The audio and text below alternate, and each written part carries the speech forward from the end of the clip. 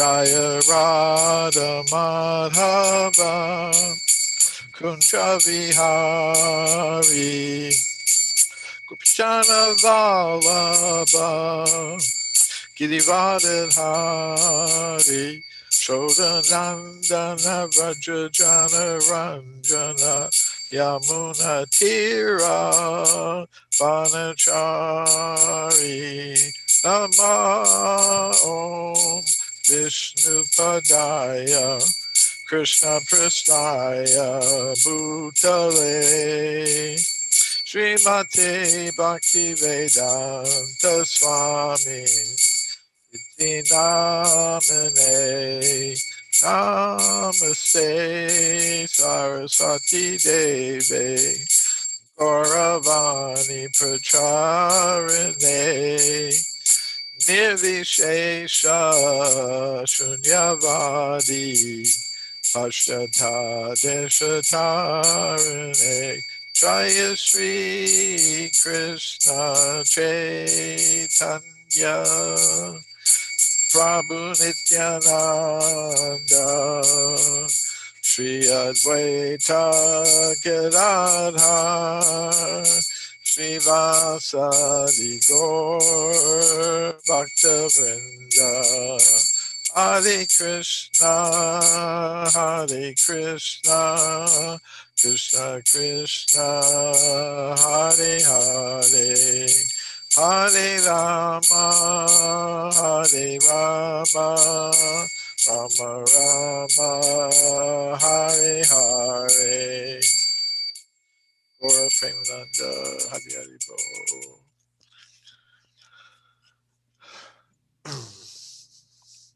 So today I'm reading from Bhagavad Gita, chapter 4, text 1. And we'll talk about the Vedic time cycles and the history of the human species. Сегодня мы будем читать из Бхагавад-гиты, из главы 4, текст 10, и обсудим тему ведических циклов времени и истории происхождения человека. Shri Bhagavanu Vacha Imam Vivasvate Yogam Proktavanaham Avyayam Vivasvan Manave Praha Manur Ikshvakave Bravit.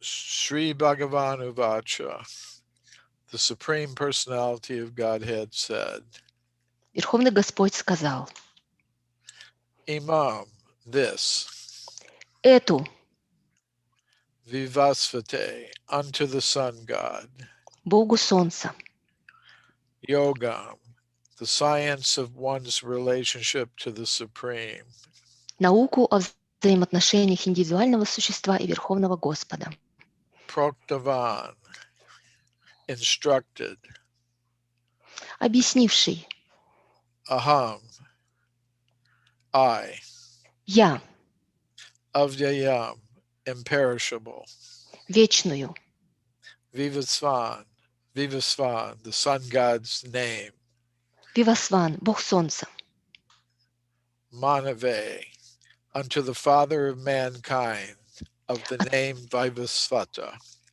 Отцу человечества по имени Вайвасвата, Praha, told, поведал, Manu, the father of mankind, Отец человечества, Ikshvakave, unto King Ikshvaku, царю Икшваку, Abravit, said. поведал. Translation. The personality of Godhead, Lord Sri Krishna, said, I instructed this imperishable science of yoga to the sun god, Vivasvan, and Vivasvan instructed it to Manu, the father of mankind, and Manu in turn instructed it to Ikshvaku. Перевод. Верховный Господь Шри Кришна сказал: «Я открыл эту вечную науку йоги, Богу Солнца Вивасвану. Вивасван поведал ее Ману, Отцу Человечества, а Ману в свой черед поведал ее Икшваку». Purport. Herein we find the history of the Bhagavad Gita traced from a remote time when it was delivered to the royal order of all planets, beginning from the sun planet. The kings of all planets are especially meant for the protection of the inhabitants, and therefore the royal order should understand the science of Bhagavad Gita in order to be able to rule the citizens and protect them from material bondage to lust. В этом стихе Господь рассказывает историю Бхагавад-гиты, произведение, которое дошло до нас из глубины веков и было сначала поведано Богу Солнца, а также царям, правившим на остальных планетах Вселенной. Главная обязанность всех царей во Вселенной – защищать подданных, поэтому они должны усвоить науку Бхагавад-гиты, чтобы править государством должным образом и уметь ограждать своих подданных от вожделения, рабами которого они могут стать. Human life is meant for cultivation of spiritual knowledge, an eternal relationship with the Supreme Personality of Godhead. And the executive heads of all states and all planets are obliged to impart this lesson to the citizens by education, culture, and devotion. In other words, the executive heads of all states are intended to spread the science of Krishna consciousness so that the people may take advantage of this great science and pursue a successful path utilizing the opportunity of the human form of life. Человеческое тело дается нам для того, чтобы мы могли обрести духовное знание и восстановить свои вечные отношения с Верховной Личностью Бога. Поэтому главы всех государств и правители всех планет Вселенной обязаны учить своих подданных этой науке, используя средства образования, культуры и религии.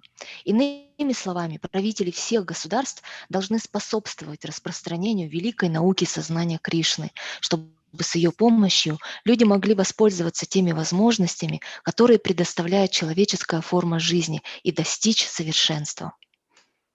In this millennium, the sun god is known as Vivasvan, the king of the sun, which is the origin of all planets within the solar system. In the Brahma Samhita 552, it is stated, Yachchakshur Esha Savita Sakala Grahanam Raja Samastasura Murtir Ashesha Tejaha Yasya Gyaya Brahmati Sambrita Kala Chakro Govinda Madi Purusham Tamaham Bhajami. Let me worship, Lord Brahma said, the Supreme Personality of Godhead, Govinda, Krishna, who is the original person and under whose order the sun, which is the king of all planets, is assuming immense power and heat. The sun represents the eye of the Lord and traverses its orbit in obedience to his order. Полубога, правящего Солнцем в эту эпоху, зовут Вивасван. Солнце является движущей силой всех планет Вселенной. В Брахма-самхите 5.52 Господь Брахма говорит: «Я поклоняюсь Верховной Личности Бога, Говинде, Кришне. Он изначальное существо, и по его велению Солнце, царь всех планет, излучает огромное количество тепла и Солнца. Солнце, называемое оком Господа, движется по орбите, повинуясь его воле». The sun is the king of the planets, and the sun god, at present of the name Vivasvan, rules the sun planet, which is controlling all other planets by supplying heat and light. He is rotating under the order of Krishna, and Lord Krishna originally made Vivasvan his first disciple to understand the science of Bhagavad Gita.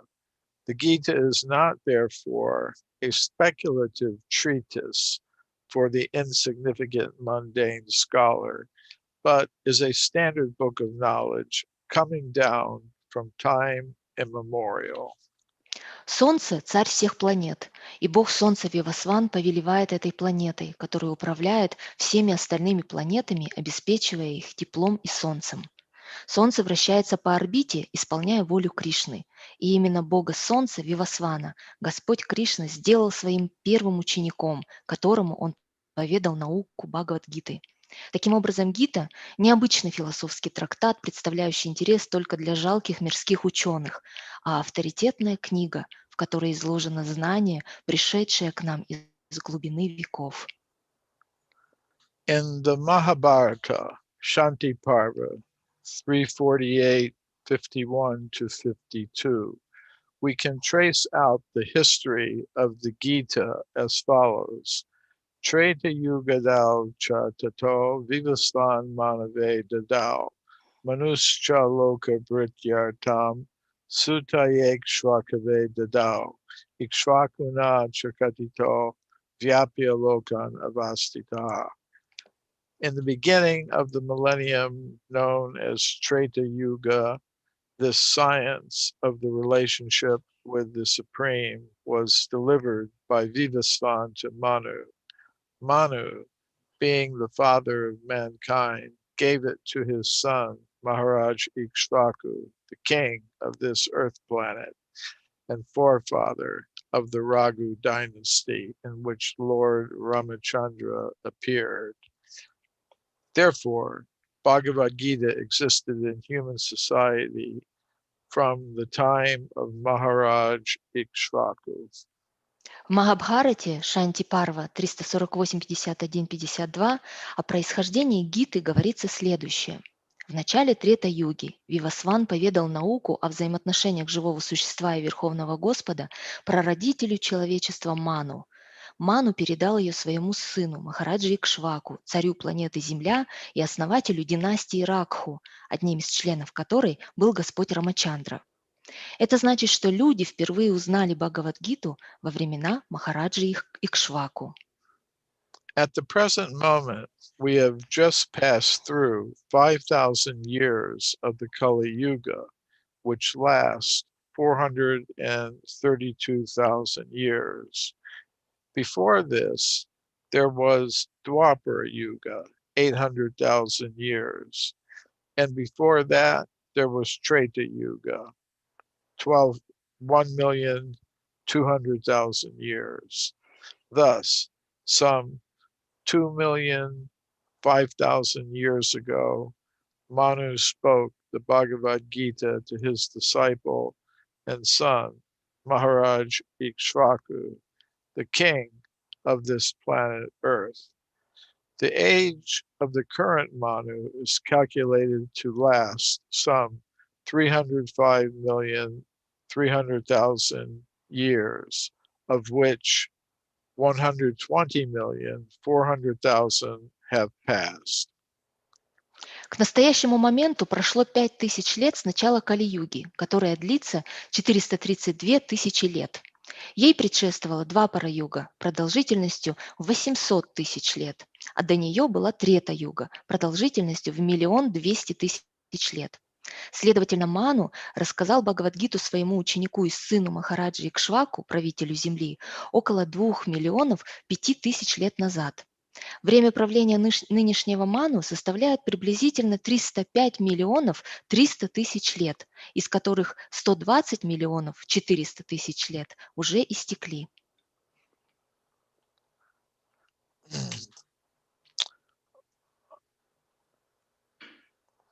Accepting that before the birth of Manu, the Gita was spoken by the Lord to his disciple, the sun god, Vivasvan, a rough estimate is that the Gita was spoken at least 120,400,000 years ago. And in human society, it has been extant for 2 million years. It was respoken by the Lord again to Arjuna about 5,000 years ago. That is a rough estimate of the history of the Gita, according to the Gita itself, and according to the version of the speaker, Lord Krishna. It was spoken to the sun god Vivasvan because he is also a Kshatriya and is the father of all Kshatriyas who are descendants of the sun god, or the Surya Vamsa Kshatriyas. Если считать, что Господь поведал Гиту Богу Солнца Вивасвану до того, как Ману появился на свет, то по приблизительным подсчетам первоначально Гита была рассказана как минимум 120 миллионов 400 тысяч лет назад, а людям она известна уже по меньшей мере 2 миллиона лет. 5000 лет назад Господь вновь рассказал ее Арджуне. Такова приблизительная датировка Бхагавад-гиты согласно тому, что говорит о себе сама Гита и ее рассказчик, Господь Шри Кришна.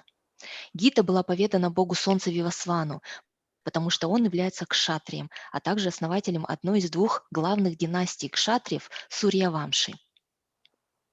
Because Bhagavad Gita is as good as the Vedas, being spoken by the Supreme Personality of Godhead, this knowledge is apaurushaya, superhuman. Since the Vedic instructions are accepted as they are, without human interpretation, the Gita must therefore be accepted without mundane interpretation. The mundane wranglers may speculate on the Gita in their own ways, but that is not Bhagavad Gita as it is. Therefore, Bhagavad Gita has to be accepted as it is from the disciplic succession. And it is described herein that the Lord spoke to the sun god spoke to his son Manu, and Manu spoke to his son Ikshvaku. Бхагавад-гита, рассказанная самим Верховным Господом, не отлична от Вед, поэтому заключенное в ней знание является апарушеей, сверхчеловеческим. Веды следует принимать такими, какие они есть, не пытаясь истолковывать их по-своему, и точно так же нужно принимать Бхагавад-гиту.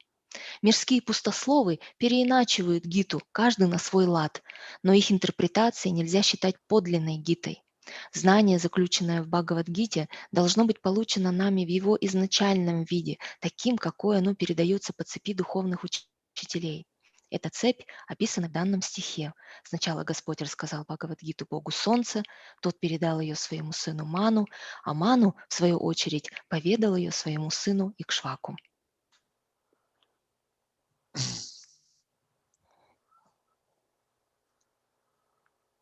Om Jnana Timirandasya Gananjana Shalakaya Chakshurun Militam Yena Tasmai Shri Gurave Namaha Shri Krishna Chaitanya Prabhu Nityananda Shri Advaita Gadadhar Shri Vasadi Gaur Bhaktivinoda Hare Krishna Krishna Krishna Hare Hare Hare Rama Rama Rama Hare Hare. So in this verse and purport, we're learning something about the Vedic concept of time. В этом стихе и комментарии мы узнаем о ведической концепции времени. It's important to understand that the cosmos is divided into two sections. Очень важно понимать, что космос делится на два раздела. In one part of the cosmos, the spiritual world, there is no destructive feature of time. Одна часть космоса представляет собой духовный мир, где отсутствует время, которое сбивает с толку. Now, there's a kind of time because Krishna has his lila or pastimes that go on in a certain sequence and order, but there is no destructive force of time. Есть там, присутствует определенного рода время, поскольку Кришна разворачивает там свои лилы, свои игры, которые разворачиваются в определенной последовательности, в определенном порядке. Но время там не имеет разрушительного и сбивающего с толку признака. So that realm is called Sanatan, eternal. Это обитель называется санатаной, вечной. So in the material world, time operates in a different way. В материальном же мире время действует по-другому. And later in Bhagavad Gita, Krishna will say, Kalosmi Lokachaya Krit, time I am, the destroyer of all worlds. Позже в Бхагавад-гите Кришна сам скажет: «Я есть время, время, разрушающее все материальные миры». Everything material is created at some point in time.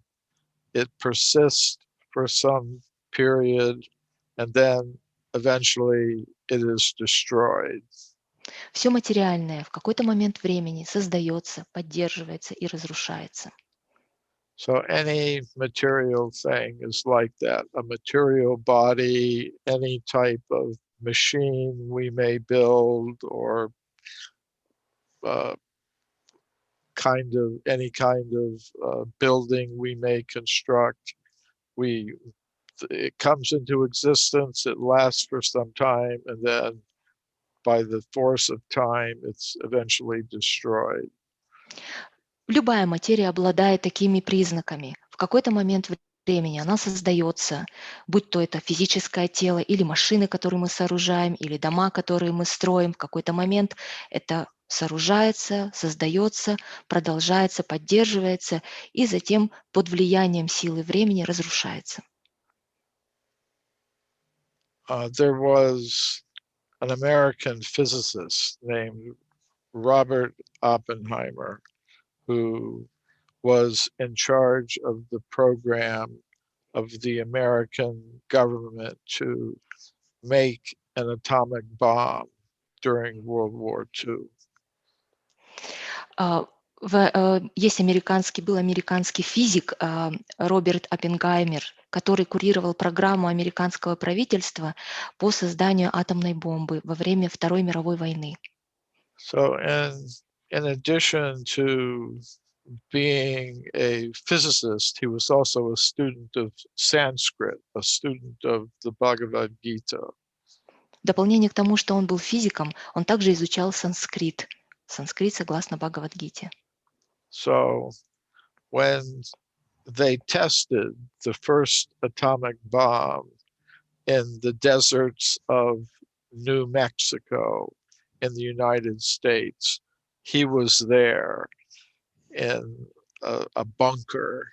And when the bomb exploded, he began quoting this verse from the Bhagavad Gita, where Krishna tells Arjuna, time I am, destroyer of the worlds. Когда происходили тестирования первой бомбы в пустынях Нью-Мексико в США, он находился там. И когда первая бомба взорвалась, он начал цитировать именно этот стих из Бхагавад-гиты, где Кришна говорит Арджуне: «Я есть время, разрушающее все материальные миры».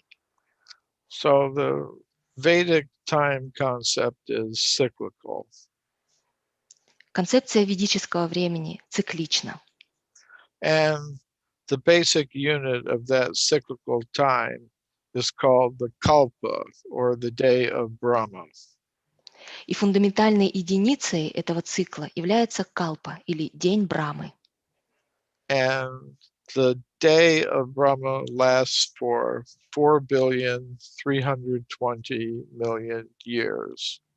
И день Брамы длится 4 миллиарда 320 миллионов лет. It's followed by a night of Brahma, which also lasts 4,320,000,000 years. За которым, за днем Брамы, следует ночь Брамы, которая также длится 4 миллиарда 320 миллионов лет. So the days follow the nights endlessly in succession. Дни и ночи Брамы следуют один за другим бесконечно. And during the days of Brahma, life in the form of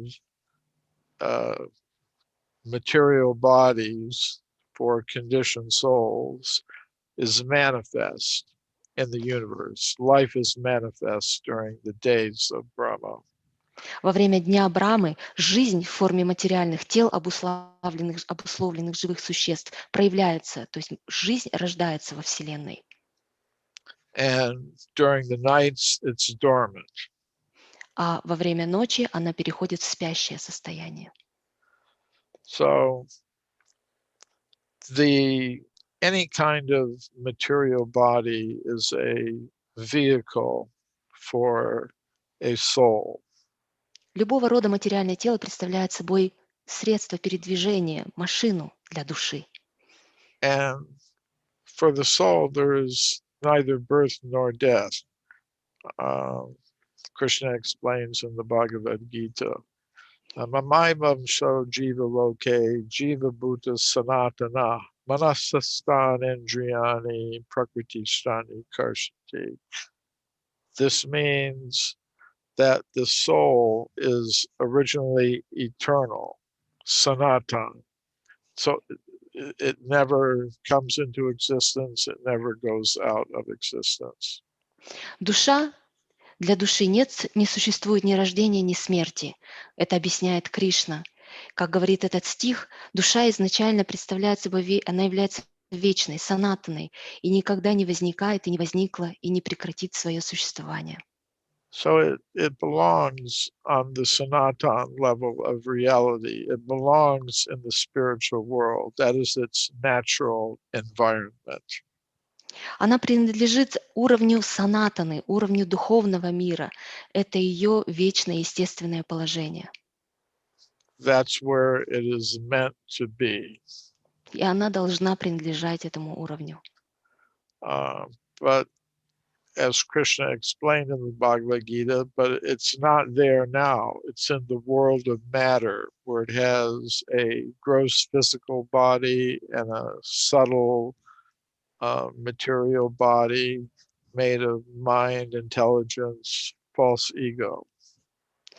Но, как объясняет сам Кришна, сейчас она не находится в вечном духовном мире, а она находится в мире материи, где существует грубое и тонкое материальное тело, состоящее из ума, разума и ложного эго. So, why is the soul in the material world and not in the spiritual world? It's Почему, because at the present moment, the soul is not fit to exist in the spiritual world. почему душа попала в материальный мир? Почему она сейчас не находится в духовном мире? Потому что в настоящий момент она не подходит, не соответствует духовному миру. And the disqualification of the soul in the material world, the conditioned soul, is that such a soul is not prepared to serve Krishna with love and devotion. И эта дисквалификация души, обусловленной души, обозначает, что она не подготовлена в данный момент служить Кришне с любовью и преданностью. Krishna bahir mukahana bhogavanchikare nikatashta mayatare japatiyatare. Krishna bahir mukha means such souls have turned away from Krishna. Кришна Баки Мукха обозначает, что такая душа отвернулась от Кришны. And why? Bhogavanchikare. That means because they want to enjoy independently from Krishna. И по какой причине? Потому что она хочет наслаждаться независимо от Кришны. So, and when they turn from Krishna, Maya, the material energy, is there to capture them. И как только душа отворачивается от Кришны, тут появляется майя, материальная энергия, появляется, чтобы захватить душу. So, in the world of matter, the soul has two choices. One, it can continue to try to enjoy separately from Krishna and undergo the material miseries, janma, mrityu, jara, vyadhi, dukkha, dosha, anudarshanam. An intelligent person sees these miseries of birth, death, old age, and disease. И в материальном мире у души есть два выбора. Либо она выбирает продолжать пытаться наслаждаться отдельно от Кришны и проходить через разного рода материальные страдания, как этот стих говорит, что разумный человек не может видеть, не может не увидеть в этом мире присутствие таких страданий, как рождение, смерть, болезни. And the second choice the soul can make is to give up that spirit of independence and surrender to the Supreme Personality of Godhead.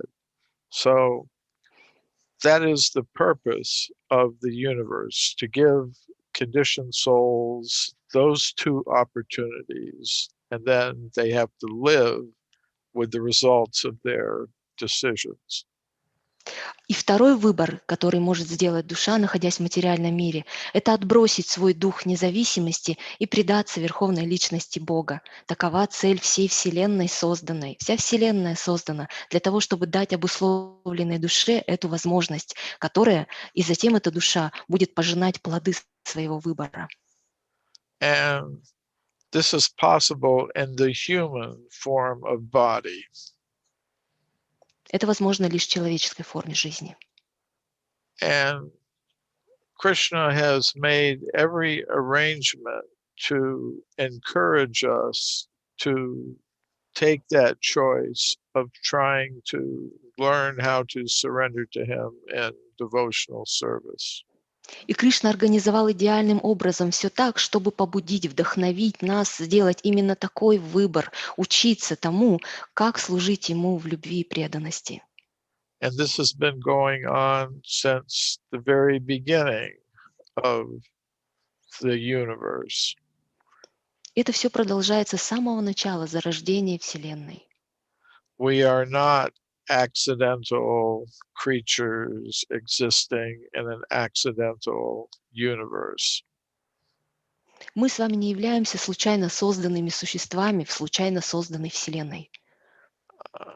The universe was manifested out of Krishna's mercy to give us a chance. If we choose, if we exercise our free will in the proper way, he is giving us the chance to have a proper understanding of what the soul is and where it should really be and what the soul should really be doing.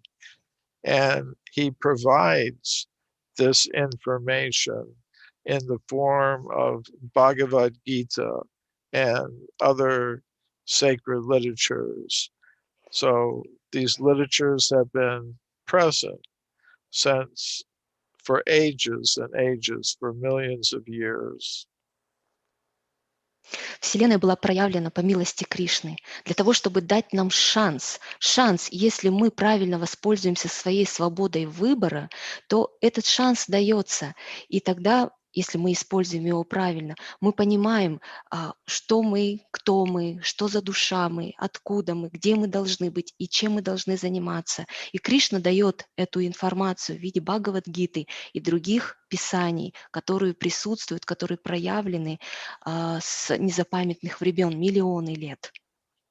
And he's especially giving this knowledge to the controllers of human society, basically the Kshatriya order. И в особенности он дает это знание правителям человеческого общества, а именно кшатриям. There are two principal lines of Kshatriyas, the Surya Vamsha and the Chandra Vamsa. The dynasty coming from the sun god and the dynasty coming from the moon god. Существуют две основные линии династии кшатриев. Это Сурья-вамша и Чандра-вамша. Одна представляет собой династия, которая происходит от бога Солнца, а другая от бога Луны. And these kshatriyas, these leaders of human society, have a special duty, according to Lord Krishna, to encourage the citizens of the state to be educated in the principles of Bhagavad Gita, in terms of knowledge and also activity. И у кшатриев, у лидеров человеческого общества, как об этом говорит Кришна, существует особая обязанность– это побуждать, вдохновлять общество, которым они правят, обучаться принципам Бхагавад-гиты в контексте знания и деятельности. So in modern times, we don't know how to judge if a state or nation or other political entity is successful or not. В современном мире мы с вами не знаем, как нам оценивать, насколько успешно государство, нация или любое политическое образование. We tend to measure the success of a nation in terms of how much wealth there is, how strong the military of that nation is, how prosperous the people are, how's the economy doing, and so many other things. Мы с вами склонны оценивать успешность какого-либо общества по таким факторам, как материальное богатство, военная мощь, процветание общества, экономическое развитие и прочие факторы. But the real measure of the success of a society, of a nation, or a civilization is how many of the souls of the citizens, the praja of that entity, are becoming liberated from material existence, returning to the Sanatan level of reality. Но реальной шкалой успеха или оценки успешности нации или цивилизации или другого человеческого образования является то, сколько душ граждан, проживающих в этом обществе, освободились от материальных оков и достигли уровня санатаны. Yeah, so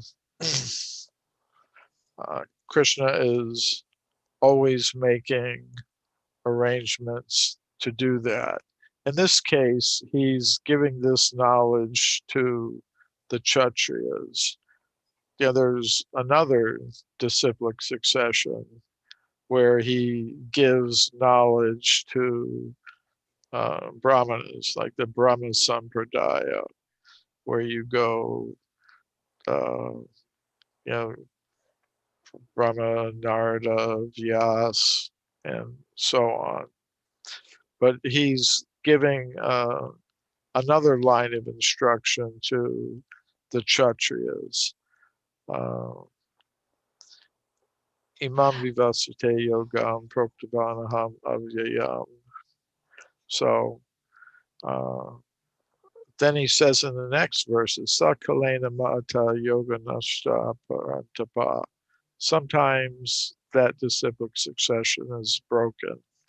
So 2 million years ago, at least 2 million years ago, we're learning in this verse and purport that the knowledge of Bhagavad Gita was spoken to Manu, Swayambhuva Manu in this case, who is described as the forefather of mankind. And then about 2 million years ago, he spoke it to his son, Ikshvaku.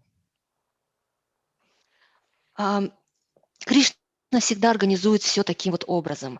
И в этом случае мы видим, что он передает знания кшатриям. Существует также другая цепь ученической преемственности в лице браманов, когда Кришна передавал это знание Брама Сампрадаи, Браме, затем Нараде, Вьясе и так далее. Но в данном случае мы имеем в виду, мы имеем дело с цепью кшатриев. И в следующем стихе, стих, который я процитировал, в следующем стихе Кришна говорит, что иногда эта цепь разрывается. И мы здесь читаем о том, что минимум 2 миллиона лет назад как говорит этот стих и комментарий, эти знания, это Бхагавад-гита, была передана Ману, в данном случае Сваямбхува Ману, который является прародителем человечества и который передал это знание своему сыну Икшваку.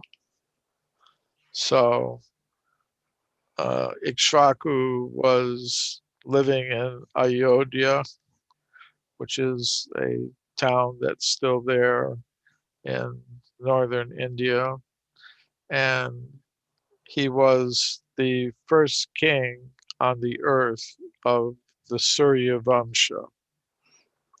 Икшваку – это царь, который жил в Айодхе. Айодхья – город, который до сих пор существует в Северной Индии, и он был первым царем на земле из династии Сурьявамши. And Lord Ramachandra later took birth in this Surya Vamsha line of kings. Позже Господь Рамачандра явился именно в этой династии Сурьявамши. So that was in the Treta Yuga, almost 2 million years ago. Это было в Трета-югу практически 2 миллиона лет назад. And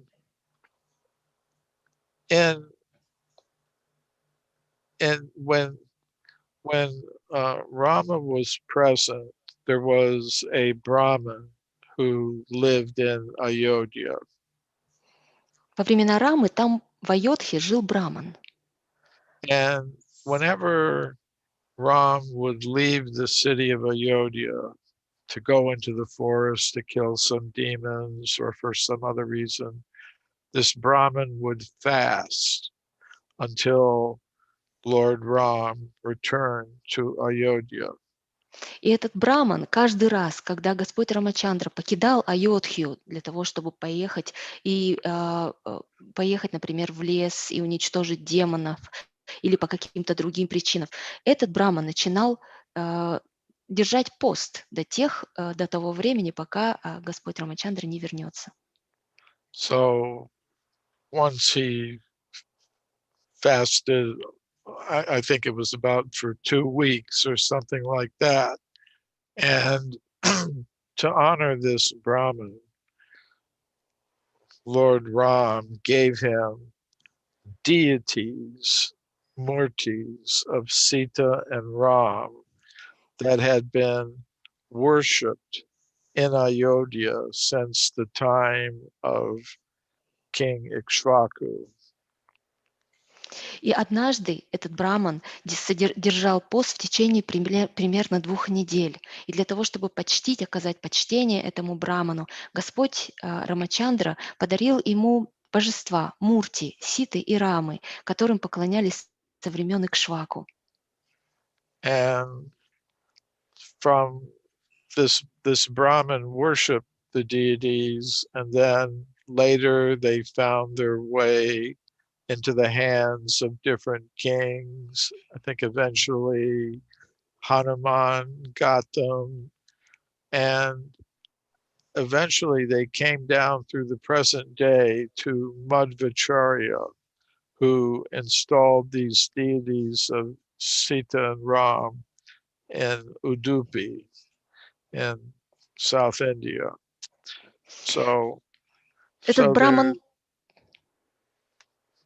Этот браман поклонялся этим божествам, и позже они передавались другим царям, и в конце концов они достались Хануману, который получил эти божества, и они дошли до наших времен, до Мадава Ачарьи, который установил божества Ситы и Рамы в Удупе, в Южной Индии. Yes. So, sometimes, I mean, if we speak to some secular scholars or people who are influenced by their ideas, and we tell them that 2 million years ago there was Vedic culture in India, in Ayodhya, that Lord Ram was there. There was a city, there were palaces, there were people, there were vimanas, flying craft. There, they find this very difficult to believe because sometimes they're thinking, well, they're according to what science tells us, uh, there weren't any human beings 2 million years ago. And what to speak of Vedic culture? Sometimes we have a hard time convincing them that 5,000 years ago, Krishna spoke the Bhagavad Gita. And И если мы с вами поговорим с мирскими учеными, которые находятся под влиянием материалистичных идей, если мы скажем о том, что 2 миллиона лет назад существовала ведическая культура в Индии, в Айодхе, что был Господь Рамачандра, был город, было население, люди, виманы, летающие аппараты, то они, скорее всего, не поверят этому, поскольку, согласно их науке, материалистичной современной науке, 2 миллиона лет назад человека не существовало.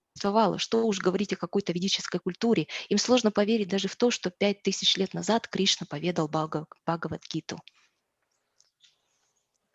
but they have no way of really knowing what was going on this planet millions of years ago. Они не ведают того, что происходило на этой земле миллионы лет назад.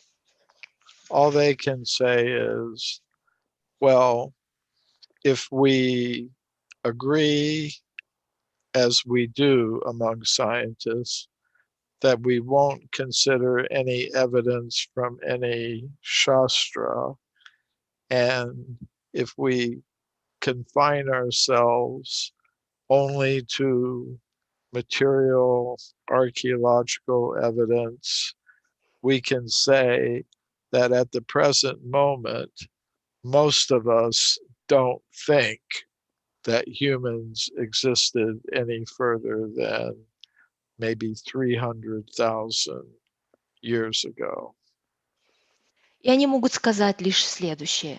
Если мы внутри нашего сообщества согласились, что мы не принимаем никакие свидетельства, никаких шастр, и мы ограничиваемся лишь материальными археологическими свидетельствами и доказательствами, то в настоящий момент большинство из нас согласятся с тем, что человеческое существо существовало, начало свое существование лишь 300 тысяч лет назад.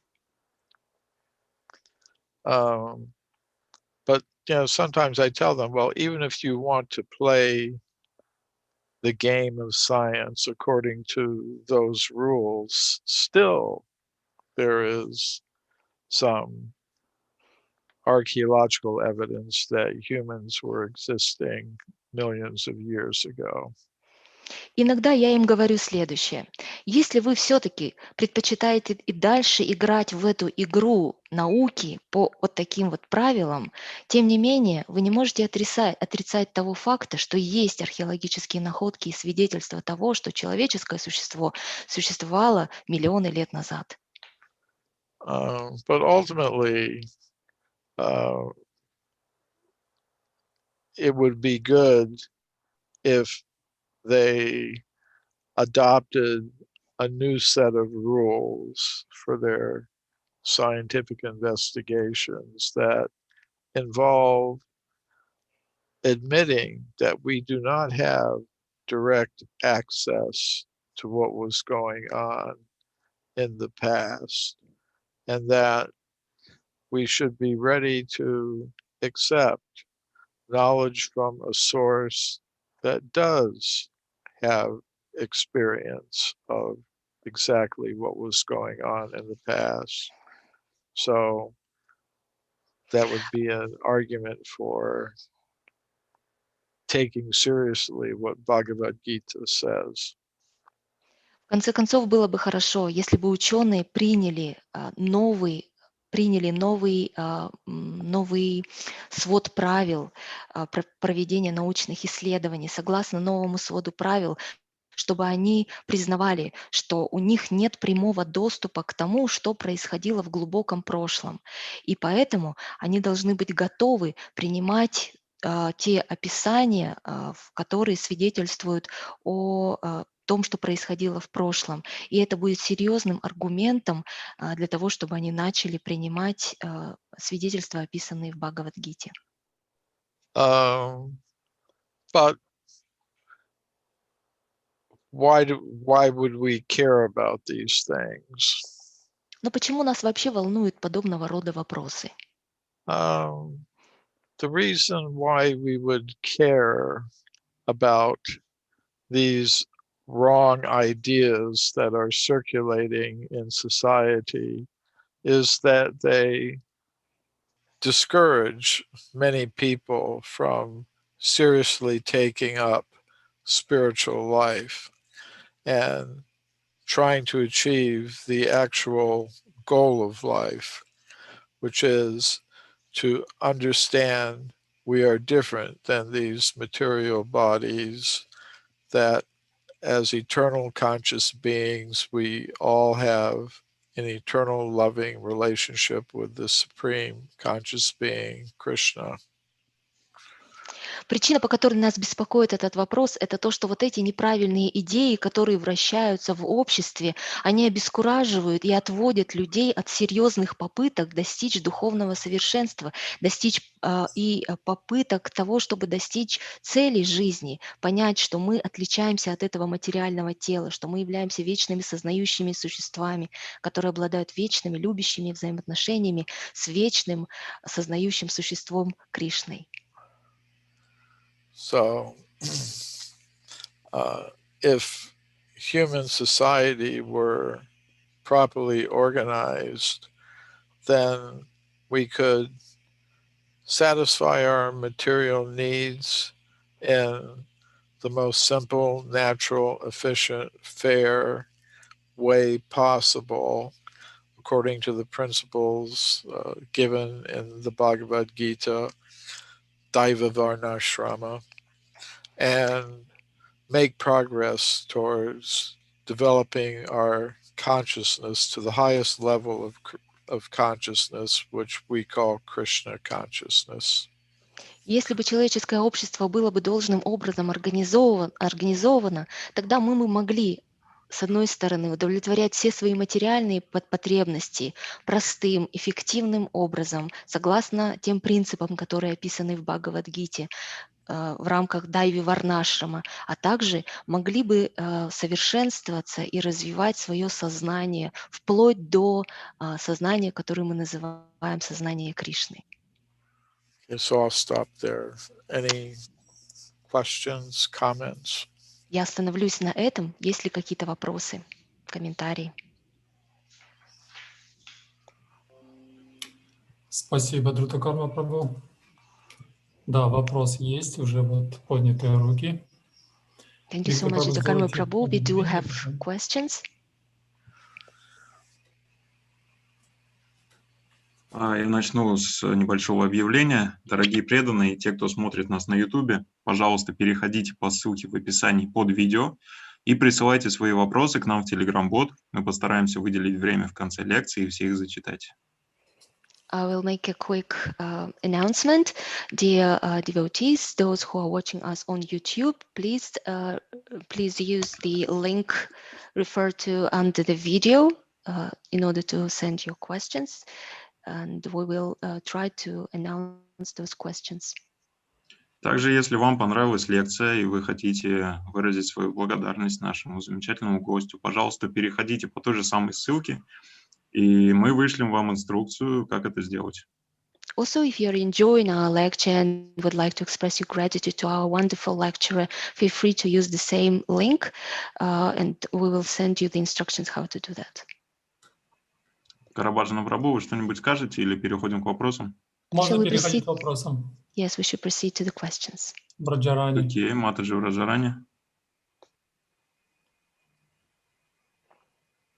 Харе Кришна, Друтакарма Прабху.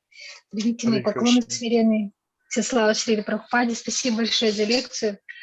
Хотела спросить, вот Гита, она была поведана кшатриям, которые обладали очень замечательными качествами святых, и у них были наработки с прошлого, в общем, хороших качеств. Можете переводить пока. Hare Krishna, dear Drutakarma Prabhu, thank you for a wonderful lecture. Please accept my humble obeisance. All glories to Srila Prabhupada. Gita was narrated to kshatriyas who had wonderful qualities, the qualities of saintly persons, and also they have already accumulated a wealth of good qualities from their past lifetimes. Они заботились о народе, и нам, получается, мы люди вне варнашрамы, ниже шудр и даже собакоедов. И вот вопрос в том, что, получается, сейчас роль дикши и шикши, они как цари идут для нас, заботятся о нас, о народе, а наша ответственность в чем? У нас нет возможности развиваться постепенно. Вот такой вопрос. Понятен? Спасибо. Не совсем понятен. Наша ответственность в чем? Окей. Да, то есть нам дикша, гуру и шикша дают нам знания, и мы тоже, как же вот в прежние времена, должны развиваться. То есть наша зона ответственности в чем, когда нам дают это знание по гаваргиту таким вот шудрам и ниже собакоедов людям? Kshatriyas are taking care of their people. While at the moment we are outside any varnas, we are below Shudra level, we are below dog eaters level, and our gurus, our Shiksha and Diksha teachers are taking care of us by sharing the knowledge. What is our responsibility when we accept that knowledge? What is our responsibility? Yes, well, Gaur Purnim is coming up. So we are followers of Lord Chaitanya, who came to deliver the most fallen. You know, he predicted that his movement would spread to every town and village. And there's a line of acharyas and spiritual masters coming from him. So we're part of that lineage. Гаура Пурнима приближается, как вы знаете, и мы с вами являемся последователями Господа Чайтаньи, который пришел для того, чтобы освободить, дать освобождение большинству падших душ. И как он предсказал, его движение распространится до каждого города, до каждой деревни. И та цепь ачарьев, которая существует, духовных учителей, берет начало от Господа Чайтаньи, мы с вами являемся частью этой цепи. It's said, Kirata Hunandra Pulinda Pukasha Abira Shumba Yavana Kashadaya Yen Yen Chapapadi Pashra Shujanti Tasmai Prabhavishnave Namaha. So it's a principle in Shastra that people, even outside the Varnashram system, who are very low in terms of the Vedic cultural norms, they can be delivered by a powerful devotee of the Lord, like Srila Prabhupada. В этом стихе говорится о том, что главным принципом в шастр является то, что люди, которые не входят в рамки варнашрамы, как мы с вами, которые являются низкими с точки зрения ведических норм культуры, они, тем не менее, могут получить освобождение благодаря проявлению милости могущественных вайшнавов, таких как Шрила Прабхупада. And not just Srila Prabhupada, but those who are following his instructions, they can also become Shiksha Guru, Diksha Guru. И не только Шрилы Прабхупады, но и его последователей, которые следуют и выполняют его наставления, являются шикшами и дикша-гуру. We should also keep in mind the concept of Chaitya Guru, the Guru in the heart. Также нам необходимо помнить о концепции чайтя-гуру, гуру, который пребывает в нашем сердце. So everyone actually has that Guru within the heart, the super soul. Каждый имеет доступ к этому гуру, который находится в сердце каждого, это сверхдуша. And that Guru within the heart, the Chaitya Guru, Krishna, manifests himself externally as the Diksha Guru, the Shiksha Guru, the Vartma Pradarshka Guru, the Vedic literature. И этот гуру, чайтя-гуру, Кришна, который пребывает в сердце, он внешне проявляется как дикша-гуру, шикша-гуру, варма-пардаршика-гуру, ведические писания. And Krishna within the heart can judge the desire of the soul, the jiva soul. If Krishna detects within the heart that the jiva soul is sincere about returning to him, turning to him, then Krishna will arrange, guide such a soul to a proper guru. И в сердце каждого существа этот гуру, Кришна, может оценить душу, дживу, и обнаружить, если душа искренне по поводу того, чтобы вернуться к нему, тогда Кришна организует все идеальным образом и приведет эту душу к гуру. So it's a very big question that you asked. So those are just some partial answers to a very good and very important question we should always be thinking about.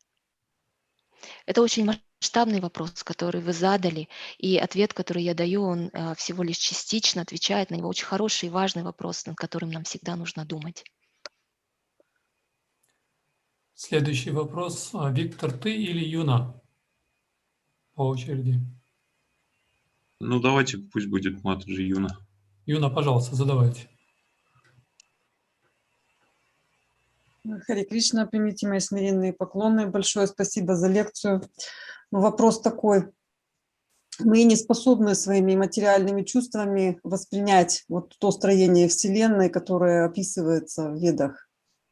Hare Krishna, my obeisances, my humble obeisances to you. Thank you for a wonderful lecture. My question is, through our senses, through our imperfect senses, we cannot perceive, we cannot cover all the peculiarities of the structure of the material universe that you've been describing. Вот какой квалификации нужно обладать, чтобы хотя бы на каких-то начальных этапах увидеть вот это строение Вселенной?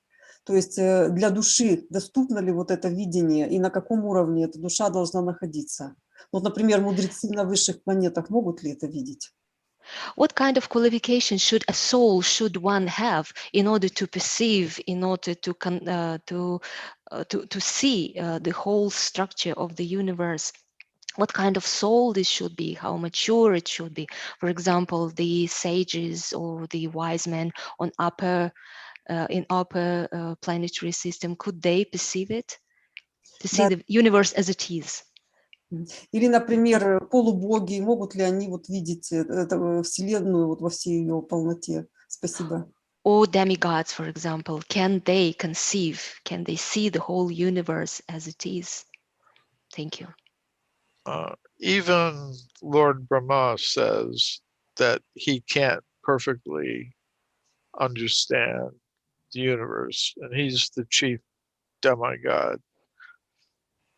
But Даже Господь Брахма говорит о том, что в полной мере Он не может охватить всех подробностей в полноте Вселенную, а Он является главным из полубогов. so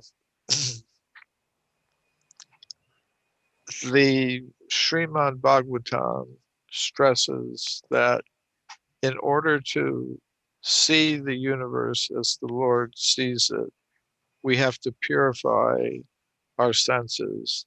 So it's not just a question of knowledge and argument and logic.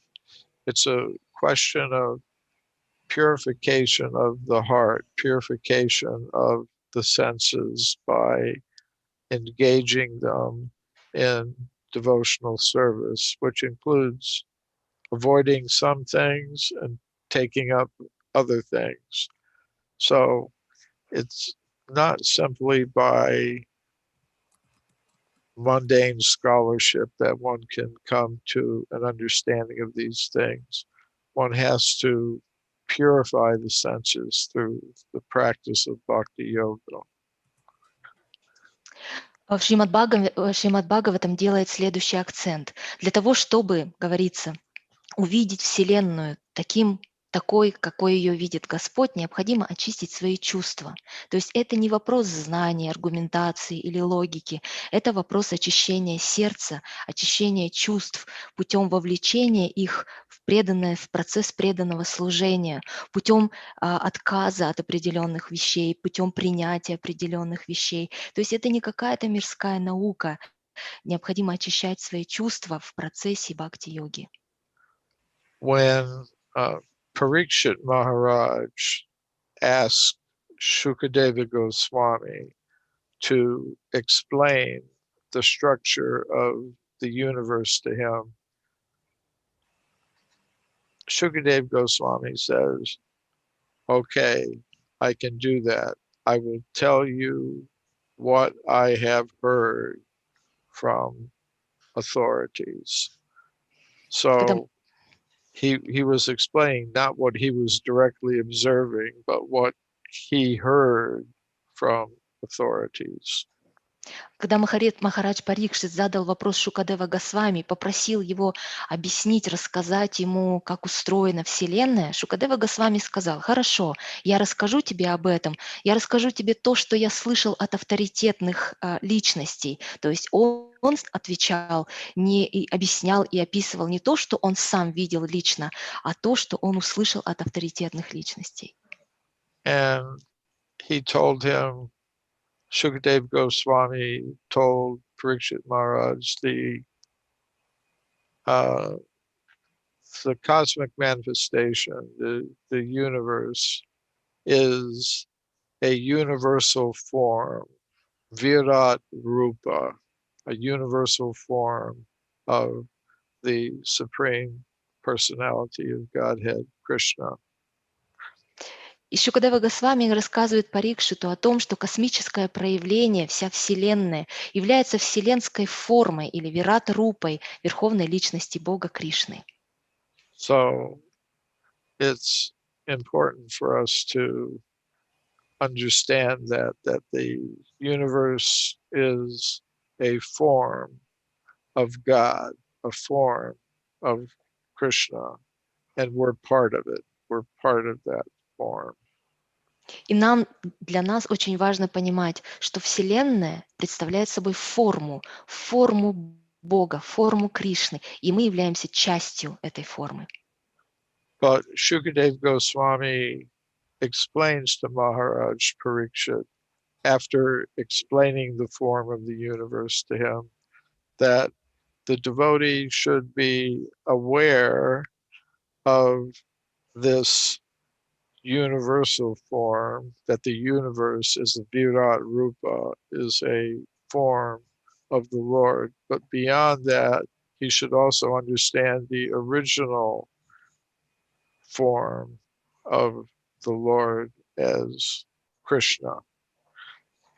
И Шукадева Госвами объясняет Махараджи Парикшиту Парикшиту, после того, как он объяснил, что Вселенная представляет собой форму Господа, и преданные должны понимать, что такое вселенская форма, что Вселенная – это вират-рупа Господа, но помимо этого для преданных важнее понимать, что изначальное, что является изначальной формой Господа – это Кришна.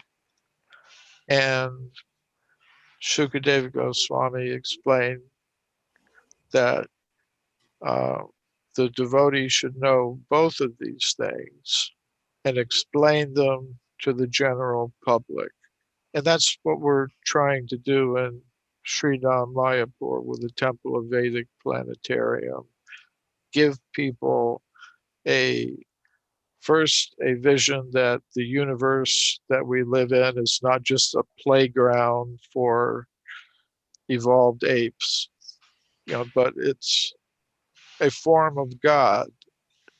And the original form of God is Krishna. So that is what we will try to communicate to people with the Temple of Vedic Planetarium. Шрилы Прабхупады wanted that.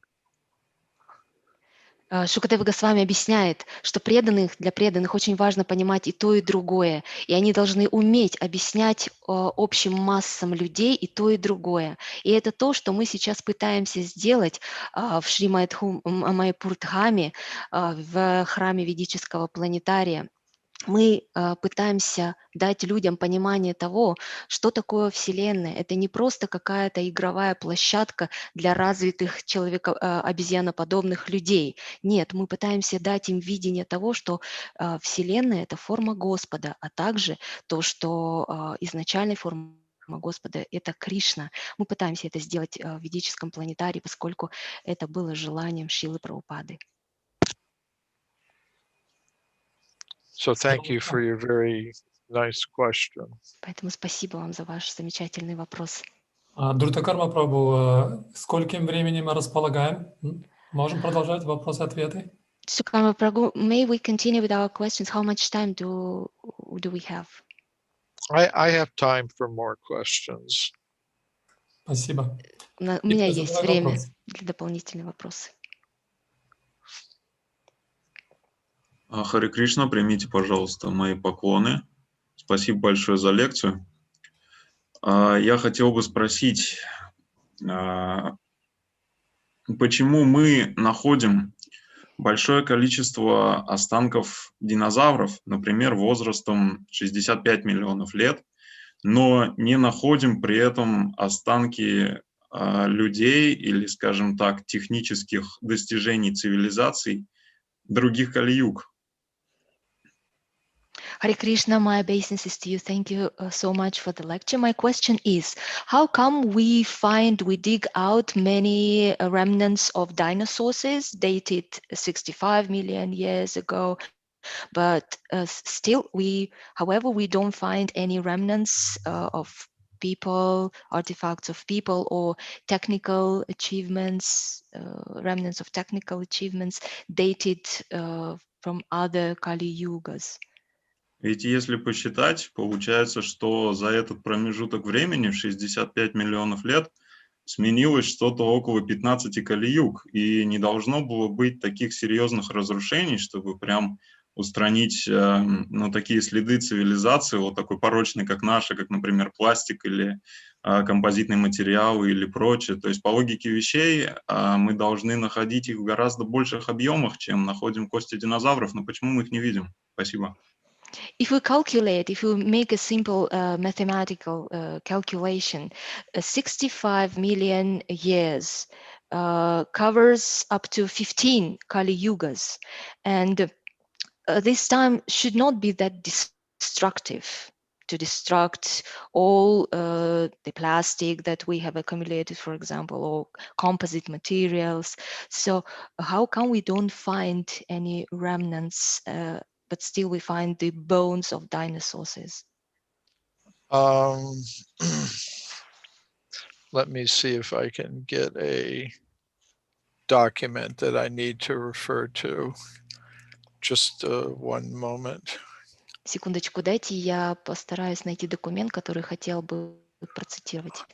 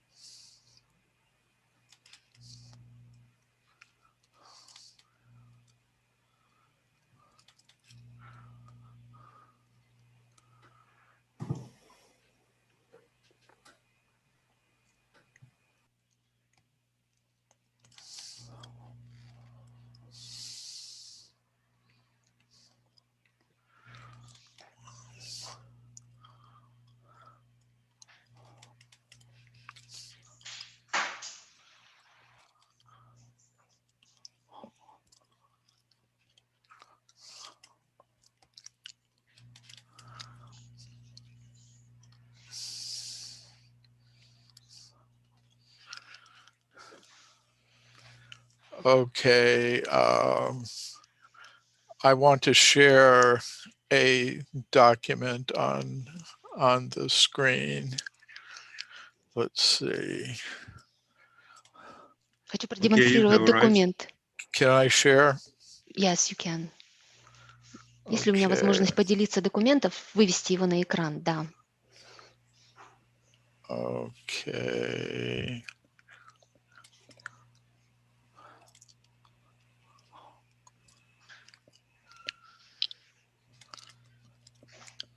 So I wrote one article about this question.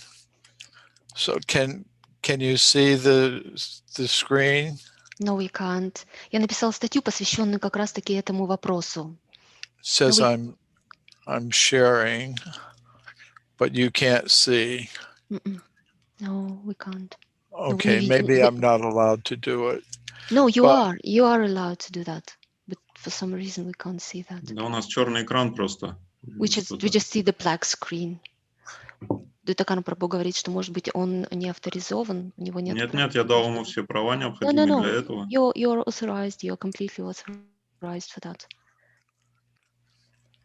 Yeah, is it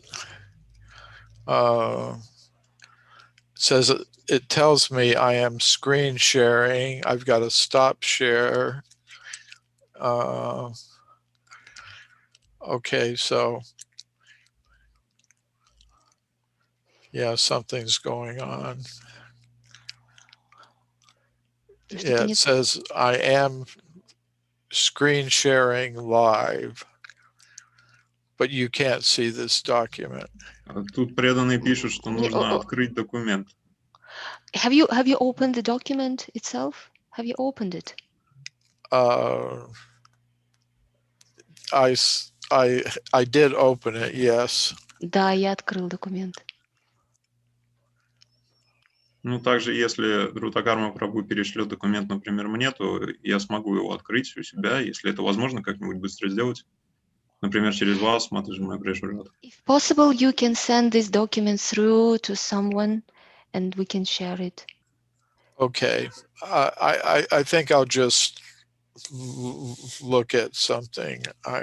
Now I've got a black screen, but you can hear me. Yes, we can see now. We can see the article now.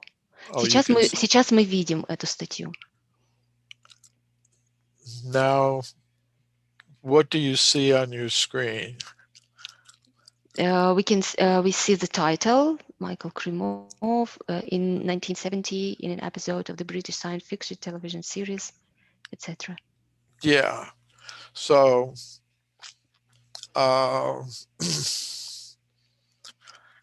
okay, I've got to move the pictures so I can see the whole screen.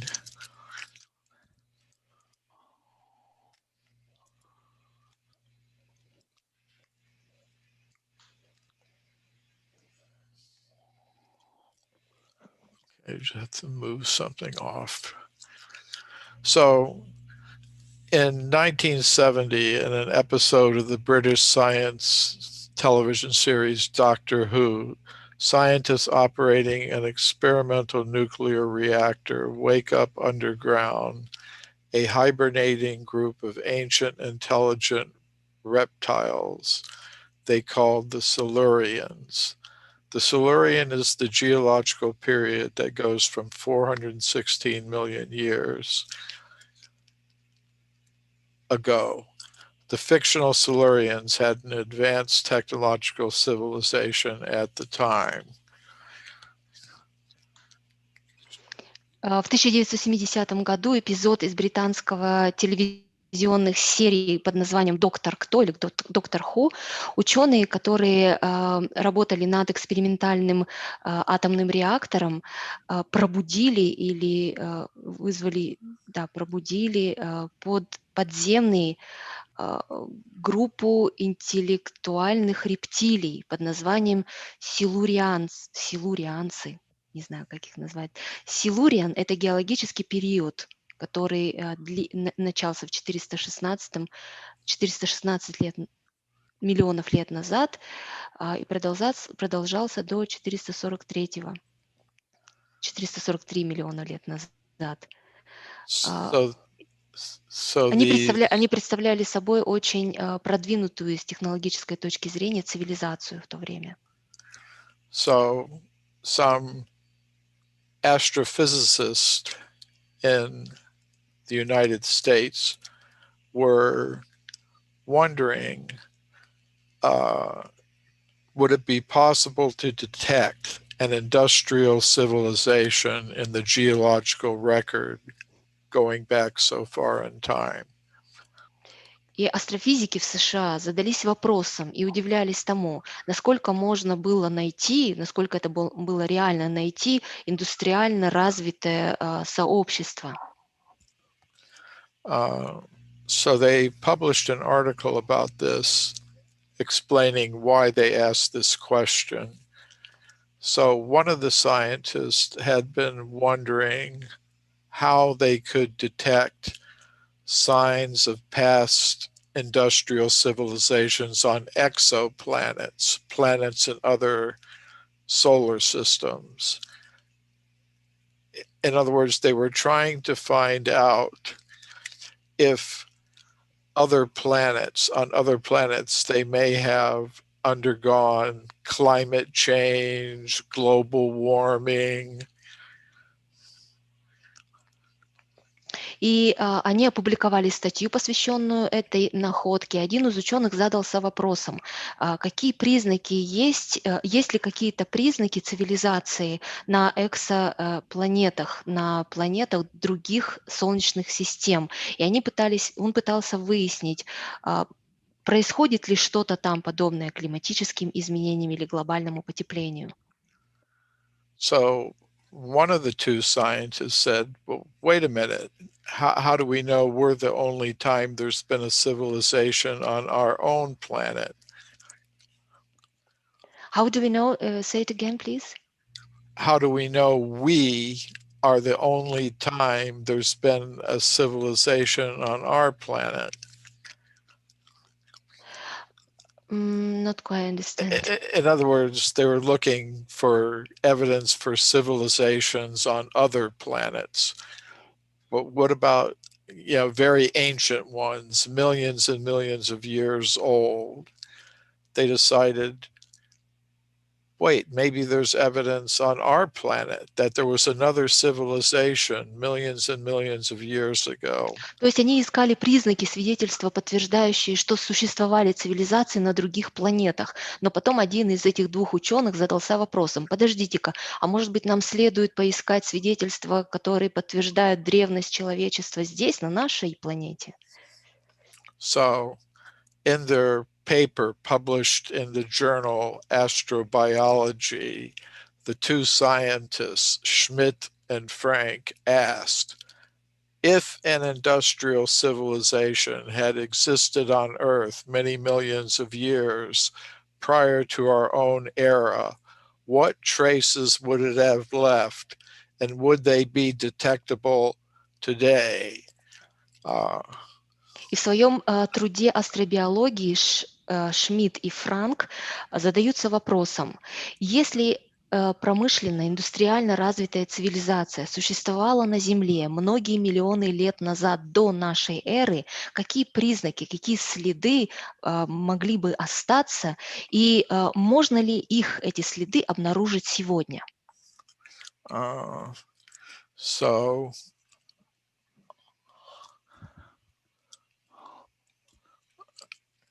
So they said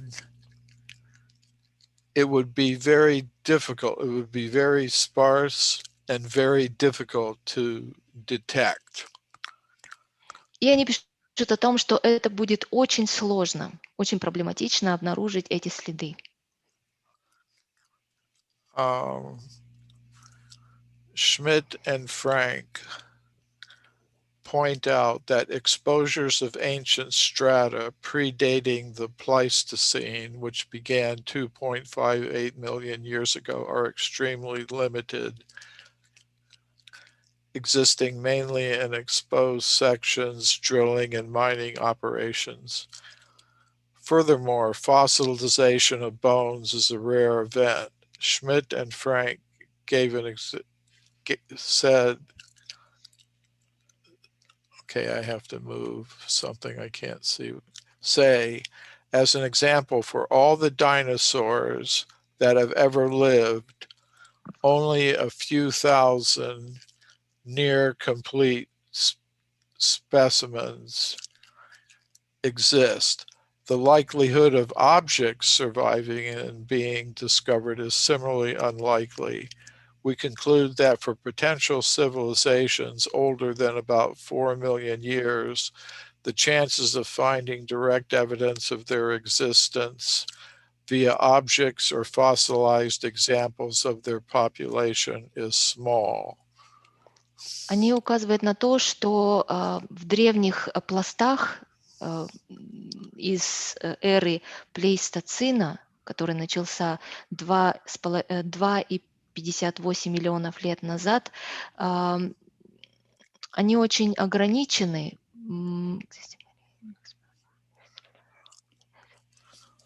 Кроме того, окаменелости костей – это очень редкая находка. Они утверждают, например, из всех динозавров, которые когда-либо жили, лишь находят несколько тысяч образцов. Что касается артефактов, датированных миллионами лет назад, Шмидт и Франк утверждают, что... Can you go back, please? Oh, I'm sorry. Okay, I'm sorry. Они утверждают, что вероятность того, что объекты, которые были бы обнаружены, в общем, обнаружение объектов очень маловероятно.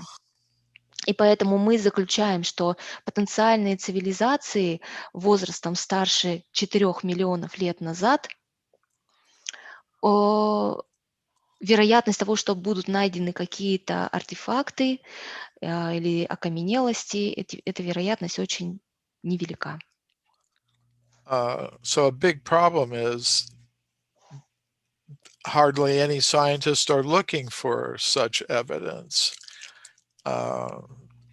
One of the scientists wrote, in other words, if you're not explicitly looking for it, you might not see it. Большая проблема заключается в том, что едва ли найдутся вообще такие ученые, которые задаются этим вопросом и начинают вести поиски подобных артефактов. Один из ученых говорит, другими словами, если ты что-то напрямую не ищешь чего-то, ты вряд ли найдешь это.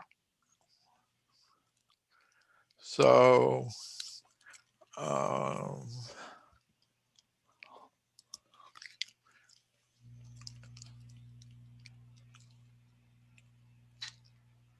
so the scientists proposed if we're looking for such evidence, we shouldn't be looking for fossil bones and artifacts. Schmidt and Frank proposed that there may be other forms of evidence for industrial civilizations that existed millions of years ago. they specifically referred to persistent synthetic molecules, plastics, and potentially very long-lived radioactive fallout in the event of nuclear catastrophe. И какое предложение делают эти двое ученых? Они говорят о том, что если вы хотите найти подобные свидетельства, то не нужно их искать в форме окаменелости, костей и других артефактов. Они говорят о том, что нужно искать оставшиеся синтетические молекулы, пластик и потенциально остатки или элементы распада, радиоактивного распада, I'm online right now. которые могут остаться, например, в случае какой-либо атомной катастрофы. So the answer to your question is that there are scientists who have looked into this, and these aren't the only ones. I could give many other examples. They say that as you go further and further back in time, it's less likely that you're going to find any physical remains of such a civilization. And in particular, they said, in particular, if it wasn't an industrial civilization, you know, that it's even more difficult. But they say that the most likely, you know, that these things are very rare. Now, I have shown in my work that there is, you know, some fragmentary evidence in the form of artifacts and human bones that is consistent with what the Puranas tell us about human antiquity. But you know, from the scientific point of view, when they consider these things, you know, they conclude that it's going to be very fragmentary evidence, and that we might start looking for other signs of you know, technologically advanced civilization in terms of molecular evidence and radioactive evidence. Ответ на ваш вопрос заключается в том, что есть ученые, которые задаются этим вопросом. И вот эти два ученых – это не единственные в их числе. Я могу дать примеры и других ученых. И все они говорят о том, что чем больше вы будете заглядывать вглубь времен, тем меньше вероятность, что вы найдете какие-то физические остатки, доказывающие или свидетельствующие о существовании этих развитых цивилизаций. В частности, например, особенно если это были не индустриально развитые цивилизации, тогда особенно будет сложно найти какие-то остатки. И в моей работе я также привожу примеры таких артефактов, фрагментарных остатков костей, например, которые также согласуются с тем, что написано в Пуранах. То есть с научной точки зрения вывод такой, что эти свидетельства есть, но они очень фрагментарные. И нужно искать не просто физические объекты, а следы на молекулярном уровне, на радиоактивном уровне. And finally, we have to expand our conception of what is evidence. И в конце концов, нам необходимо расширить свое понимание того, что есть свидетельство, что есть доказательство. According to the Vedic epistemology, statements of Shastra are actually considered to be more reliable evidence than the attempts of others to try to discern what happened in the past on the basis of what they can find remaining in the earth today. Например, согласно ведической теории познания, согласно ведической гносеологии, утверждение шастр является гораздо более надежным источником познания, чем чьи-то попытки найти что-то и на основе найденного доказать, что происходило когда-то. So if in Shastra, I hear statements about Vedic culture existing in very ancient times, which I think it does, there are such statements, then I think those can also be taken as evidence. And for those who accept Shastra as evidence, that's good. Now, for those who don't accept Shastra as evidence, there may be other kinds of approaches. But it's an extremely good question. This could be discussed a lot further, but this is some things to think about. Если в шастрах утверждается о том, что ведическая культура существовала в древние времена, а такие утверждения есть, то это может быть и должно быть принято в качестве свидетельства для тех, кто принимает ведические писания как авторитет. Это приемлемо, это хорошо, но для тех, кто это не принимает, кто не принимает шастр, тогда должны быть какие-то другие подходы. Это очень хороший, замечательный вопрос, вопрос, который стоит обсудить более подробно в дальнейшем. Можно ли дать демонстрацию экрана? Друтакарма Прабху? Drutakарма Prabhu, can you remove the article? Share? Yeah. Okay, yeah, we'll stop the sharing. Да. Thank you very much for your question. For your answer. For your answer, sorry. Спасибо большое за ваш ответ. Ризабек Прабху. Его зовут Сагандык. Харе Кришна, мои поклоны. Спасибо большое. Вот вообще и за предыдущую лекцию и обсуждение, и за это очень интересно. Вообще даже как бы, ну как бы сложно даже вот после такого вопроса и такого интересного обсуждения. Но у меня просто вопрос. На прошлой лекции возник вопрос, который я задал, но не успел его озвучить. И вот в свете сегодняшнего обсуждения захотелось даже его расширить. Вот. И ну, вот я попробую зачитать его предыдущий вопрос и там расширение с учетом того, что сегодня обсуждалось. Hare Krishna, my obeisances. Thank you for your last lecture and today's lecture. It's really challenging to ask any questions after such an interesting discussion that we had and after such an exciting question that has been asked before. I had a question from my last lecture, and basing on what I've heard today, I would like to a little bit expand that question furthermore and ask it today. Ну вот прошлый, как бы, в прошлом обсуждении очень так подробно затронули такую тему, как общение с другими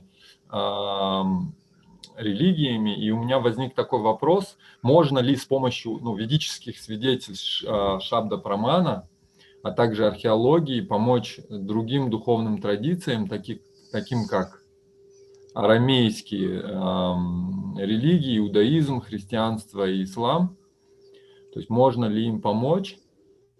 Каким образом? Все три основываются на библейских историях, которые описывают продолжительность жизни таких личностей, как Ной, Авраам там, и так далее. И они жили порядка 700-900 лет, и это указывает на предыдущие Кали-юги эпохи. Эпоху. Возможно, это помогло бы другим традициям обосновывать свои позиции научно и логически, и также помогло бы объединить усилия всех духовных традиций по установлению такого теоцентрического видения мира в обществе, что, собственно, и хотел Шрила Прабхупада. Вот это вот вопрос такой. Last time you focused on the question of how we should associate with other religions and faiths, and if basing on the Vedic Shabda Pramana and archaeology, if we somehow can help other faiths and other traditions like Judaism, Islam, Christianity, because all of them are based, the scriptures from those faiths are based on Bible stories, where stories that refer to some personality whose life extended up to 700, 800, 900 years, which refers to previous Kali Yugas. And if we do that, we can help those faiths, people from other faiths, to justify their knowledge, their theories, and this might help to unify, to combine our efforts and build up a theologically centralized vision. And this is what Шрила Прабхупада was seeking and aspiring for. Да, и продолжение, вот как бы в связи с тем, что сегодня обсуждалось, как бы, ну вот Друтакарма Прабху сегодня сказал, что но ученые не принимают всерьез вообще как бы духовную науку, и возможно, что они не принимают как раз эту духовную науку, потому что как бы сами духовные традиции не могут пока что договориться и сотрудничать, вот, по крайней мере, например, в обосновании каких-то вот таких вещей. Ну, возможно, что и могут уже, но вот как бы, что вы по этому поводу думаете? Поделитесь, пожалуйста. Харе Кришна. And to continue our today's discussion, you've mentioned that scientists are reluctant to accept the spiritual, the scriptures, and one of the possible reasons behind that is that different faiths cannot agree, cannot come to an agreement between themselves, and cannot justify these kind of ideas that I've been talking before. Probably if we succeed on that platform, then scientists will be more willing to accept scriptures as the source of evidence. What do you think about that? Those are very good points, and I think the history of science, at least the history of science as it's developed in the West, supports what he's saying. In the 1600s in London, the Royal Society, one of the first scientific institutions, was established. And at that time, England had undergone civil wars that were based on religious conflict and strife.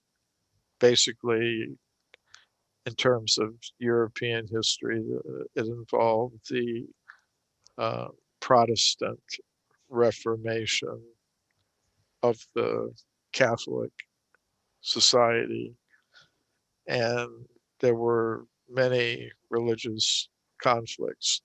So part of the charter of the Royal Society was, we're not going to have anything to do with politics and religion and so on and so forth. So it is one of the factors. And это очень замечательный комментарий. Если мы посмотрим на историю науки, по крайней мере, то, как она развивалась на Западе, то по меньшей мере на Западе, для Запада, ваши комментарии очень справедливы. Если мы посмотрим в 1600 году, как зарождалось королевское общество в Англии, научное общество, оно было создано тогда.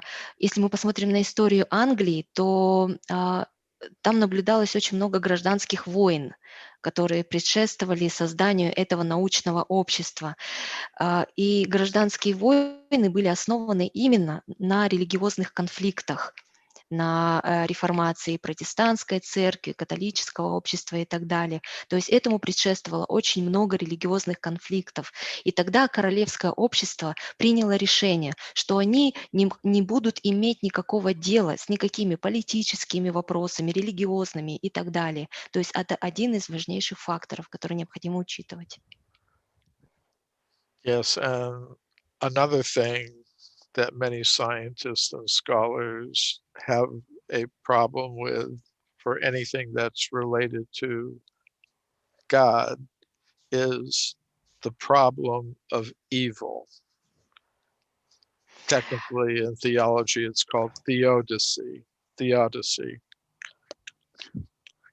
Другим очень важным фактором это то, что у ученых есть большая проблема с пониманием Бога в связи с тем, что есть концепция дьявола или зла. The last term I haven't understood. Theodicy. Theodici. That's technically what they call this problem of evil in the world. In other words, if there's God, why are so many terrible things happening in the world? Есть еще концепция, которая научным образом называется теодоши. Это обозначает, если ее расшифровать, то ученые говорят, если действительно есть Бог, то почему так много страданий в этом мире? You know, I've been studying the works of some philosophers of science, contemporary, modern ones. And although they're talking about history and philosophy of science, they constantly are bringing up this idea that if there's a God, why is there so much evil in the world? Я изучал очень много трудов, посвященных современной научной философии, и все, практически из них, все представители философской науки поднимают вопрос того, что если Господь действительно существует, то почему так много зла в этом мире? And here also, I think that Krishna consciousness can provide some insights from the Vedic perspective on why the world is as it is. I think the Vedic literature has resources for explaining these things rationally that that other traditions up to this moment don't seem to have an answer for. И сознание Кришны может предоставить действительно глубокое понимание этого вопроса, который дается с ведической точки зрения, понимание того, почему мир устроен так, как он устроен. Потому что в ведической литературе действительно есть ресурсы, есть указания, причем они очень рациональные, очень обоснованные. То, что обоснование, которое в настоящее время в других духовных традициях отсутствует. And regarding your first point about the unity of religions, if they can come to common understandings, I think that's also important because Srila Prabhupada many times said, you know, I'm not presenting, you know, a sectarian religious idea. I'm not saying, yes, we're promoting Hinduism, you have to convert from Christianity to Hinduism or from Judaism or from Islam to this or that. So you can change all that. He's looking for deeper principles that are common to all genuine expressions of religion. So that's also important. Что касается вашего первого пункта по поводу того, чтобы объединить духовным традициям свои усилия, это очень важный момент, потому что, как Шрила Прабхупада говорил, он пришел не для того, чтобы представить очередную какую-то религию сектантскую. Нет, и он пришел не для того, чтобы представители других духовных традиций, иудаизма, христианства или ислама, перешли и приняли ведическую концепцию. Шрила Прабхупада смотрел и давал более глубокие принципы, которые являются общими для всех истинных духовных традиций.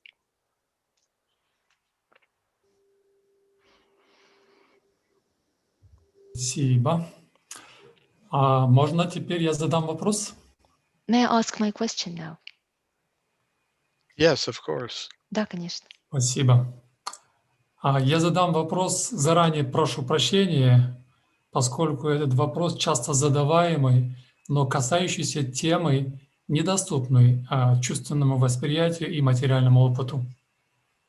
I apologize for the question that I'm going to ask because it's asked quite frequently, and this question refers to something which is beyond, which goes beyond the essential, the perception of senses. Вы сегодня говорили, что космос делится на две: духовный, вечный санатана мир, и временный, разрушающийся материальный мир. Today you've been talking about the cosmos, the universe comprised of two parts, the spiritual one, eternal, sanatana, and the second one, material, destructive, temporary. Да, и живые существа, отвернувшись Кришна Бхагирмуха, приходят в этот материальный мир и испытывают страдания или ведут тяжелую борьбу с 6 чувствами, один из которых ум. And those conditioned souls who turn their back to Krishna, they would fall into the material world and would go through different struggles, and they have to struggle with their senses and particularly with the mind. Также вы сказали, что цель сотворения этого материального мира – помочь живому существу сделать выбор из двух. Влачить жалкое существование в этом материальном мире, либо предаться Кришне. And you've also mentioned that the whole objective, the whole goal and purpose of this universe is to help a conditioned soul to make the right choice, whether he's going to struggle through all the difficulties in this material world or he will surrender. И вот вопрос, часто задаваемый вопрос: почему живые существа уходят из совершенного духовного мира или из окружения Кришны? And the question which is frequently asked is, how come a living entity leaves a perfect spiritual world of Krishna? И какова причина этого? What is the reason behind that? И вторая часть этого вопроса: может, мы всегда были здесь, в этом материальном мире? Может быть, мы не были с Кришной вместе, а с другого места оказались здесь? Вот таков мой вопрос. And the second part of this question, maybe we have never been to Krishna. Maybe we've been here from time immemorial. We have always been here and have never been with Или Krishna. оказались с другого места. Or probably we kind of fell into this material existence from some other place, not from Krishna's abode. Так как вы ученый преданный, и также вы занимались над работой книгой «Наше вечное изначальное положение», я бы хотел, вот вы, чтобы дали исчерпывающий ответ на эти вопросы. As I'm asking this question to you as a scientist and as a devotee, because you've been working on the issues of our eternal original position. So I would like you to give as comprehensive and deep answer as possible, please. If you listened very carefully, I was at least attempting to express myself in a manner that takes into account such concerns. I said, if you listen very carefully, that why are we in the material world? It's because at the present moment, we are not fit to exist in the spiritual world. Если вы внимательно слушали мою лекцию, то я, по крайней мере, попытался дать ответ на этот вопрос, почему мы попали в этот мир. Я сказал, почему мы находимся в этом материальном мире, потому что в настоящее время мы пока не подходим для того, чтобы находиться в духовном мире. When I cited the Krishna Bahir Mukha verse, I expressed it that at the present, I believe I did, I expressed it as at the present moment we are turned from Krishna. Когда я цитировал стих Кришна Бахирмукха, по крайней мере, я, насколько помню, я сказал, что в настоящее время мы пока не соответствуем этому. When I spoke of the Sanatan world, I characterized it as the place where we should be. И когда я описывал мир Санатана, то я говорил о том, что этот мир, в котором мы должны находиться. So, no matter how one answers the questions that you ask, these things apply. Не имеет значения, какой ответ дается на ваш вопрос, вот эти два пункта, обозначенных выше, они применимы оба.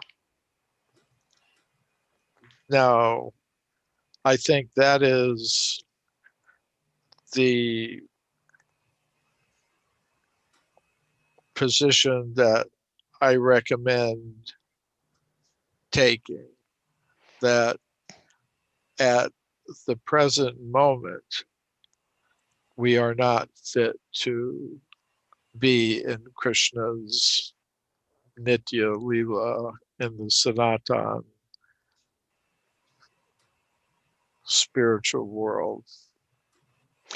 И поэтому я рекомендую, чтобы мы приняли, согласились с вот этими положениями, которые я обозначил, что в настоящее время мы не подходящие кандидатуры для Нитья Лилы Кришны, для того, чтобы пребывать в духовном мире Санатаны. Now, personally, privately, I may have, my ideas, but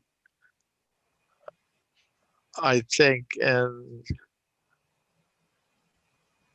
public presentations, this is, the position that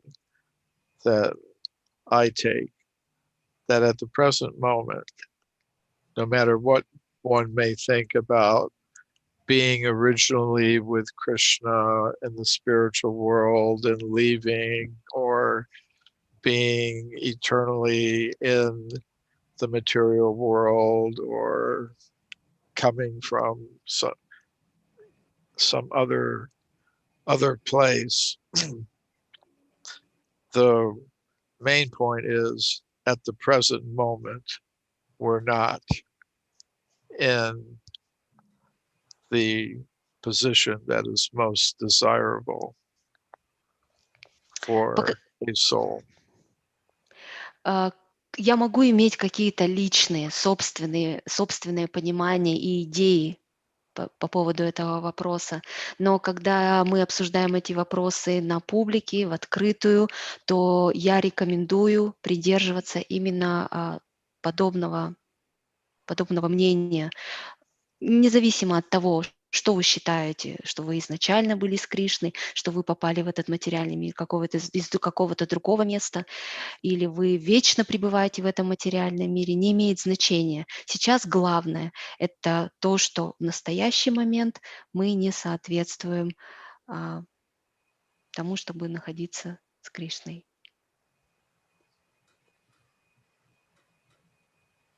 Спасибо. Прабхаджана Прабху, есть ли у нас время на один или два вопроса из Да, YouTube? мы сейчас спросим. Do we have some more time for a couple more questions or not? I don't have anything else to do at the present moment, so. У меня пока нет срочных дел в настоящий момент, поэтому, пожалуйста. Давайте, последние два вопроса. The last couple of questions then. В Ведах говорится, что в каждую эпоху размеры людей больше, то есть выше. Допустим, сравнить людей в Сати-югу и людей в Кали-югу. Описывается, что в Кали-югу люди будут только мельчать, а в конце Кали-юги коровы вообще будут размером с собак. According to the Vedas, every age, every yuga, the size of people shrinks. People shrink. For example, if we take Satya Yuga, in Satya Yuga, and if we compare Kali Yuga and Satya Yuga, in Kali Yuga, people get so small that, for example, cows by the end of Kali Yuga will be compared with dogs. Вопрос, могут ли находки останков динозавров быть ничем иным, как костями домашних или диких животных, людей эпохи Сатья-юги? The question is, those remnants of the bones that we find, dinosaurs' bones, probably these are the domestic animals, like cattle, cows. Людей Сатья-юги. From Satya Yuga, yeah. Dated Satya Yuga. Dated from Satya Yuga. Well, Srila Prabhupada once said, dinosaur, phinosaur, some big animal was existing. Шрила Прабхупада говорил, динозавры, какие-то крупные животные существовали. But, yeah, they're interesting questions. My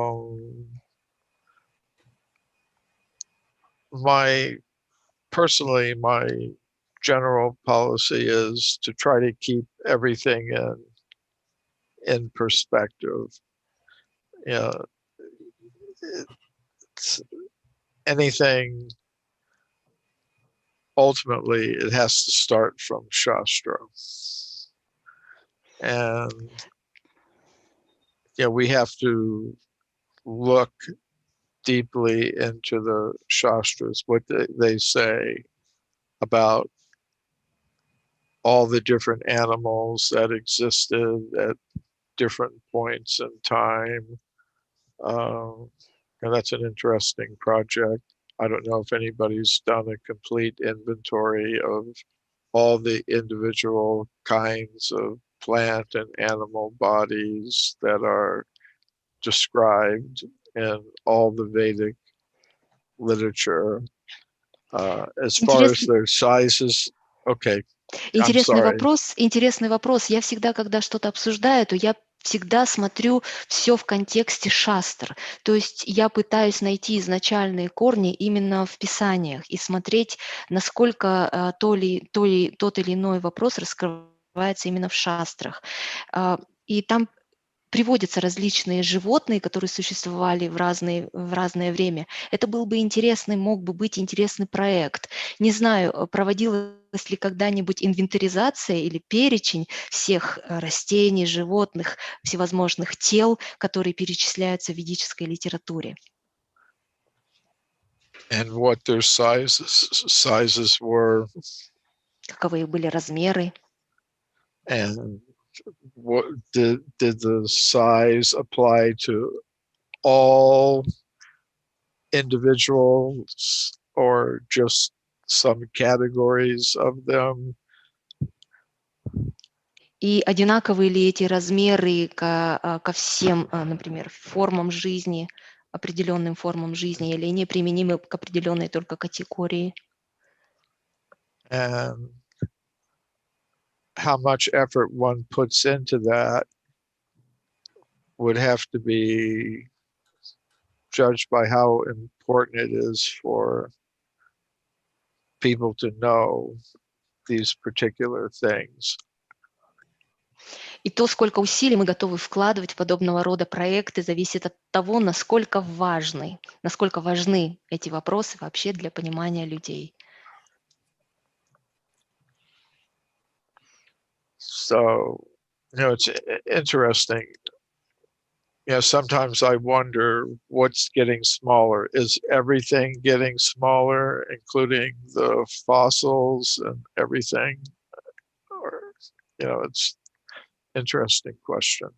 Это интересный вопрос. Иногда я задаюсь вопросом, может быть, все съеживается и уменьшается в размерах, в том числе и эти ископаемые находки. But even from the standpoint of ordinary science, you know, they say over the past 10 or 20,000 years, plants and animals have become smaller. They were bigger in the past. The wolves were bigger, the deer were bigger, the elephants were bigger, so on. Но даже с точки зрения обычной материальной науки утверждается, что 10-20 тысяч лет назад все и все были крупнее. Сейчас все мельчает. Если мы возьмем волков, оленей, слонов, то они были крупнее раньше. Plants were bigger. И растения также были крупнее. Like in California, they call them the California redwood trees. They're maybe over 100 meters high, over 4,000 years old. Например, есть калифорнийское красное дерево, которое было гораздо выше 400 метров в высоту. They're among the biggest living things on Earth, and maybe they're holdovers from the Dwapara Yuga. Can you say it again? These trees in the mountains of California, the California redwood trees, yeah, they're so big. Maybe they are from a previous yuga. Деревья, которые находят, вот это красное дерево, которое находят на горах Калифорнии, они были ранее гораздо больше. Давайте последний вопрос на сегодня. Был ли все-таки полет на Луну? Шрила Прабхупада говорил, что нет. Неужели ученые и политики решились на такой масштабный обман мирового сообщества? Или, может быть, есть другие объяснения? Srila Prabhupada has said that nobody has ever flown to moon. Nobody has ever reached the moon. Is it possible that the scientists and politicians throughout the world have combined their efforts and dared to undertake this kind of to deceive the whole community? They've done so in the past, but yes, that's a possibility. With Srila Prabhupada's statements, we have to look at all of them, not just some of them. And you know, if we just objectively go through all of his statements about humans going to the moon, you know, we find that, yes, many times he said they never went, and that it was manufactured, filmed in some studio somewhere. So, yes, he often said that.